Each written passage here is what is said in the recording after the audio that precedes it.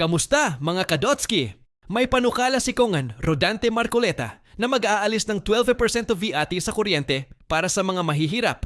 Tao na may konsumo hanggang 200 kilomars o mas mababa. Ano ang ibig sabihin nito? At may epekto ba talaga sa bulsa natin? Section 1. Ano ang bill ni Marcoleta? House Bill 161 ng 19th Congress na inihain ni Marcoleta kasama si Repener Tanchay ay naglalayong i-exempt sa VAT ang residential electricity consumption hanggang 200 kWh bawat buwan. Layunin nitong bawasan ang gastusin sa mga mahihirap at marginalized families. Section 2. Sino-sino ang makikinabang? Ang average household na gumagamit ng more than 200 kWh kada buwan. Tinatayang mga mahihirap at low-income families ang makakatanggap ng tulong.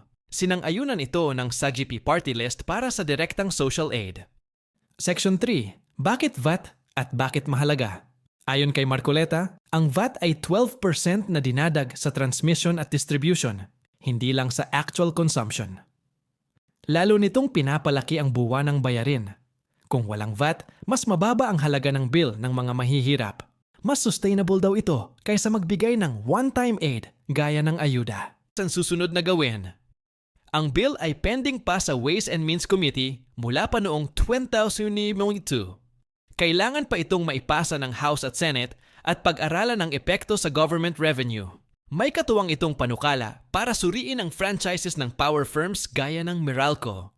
Mga Kadotsky, dapat bang alisin ang 12% VAT sa kuryente ng mga low-income households? Sabi ni Marcoleta, mas praktikal ito kaysa ayuda.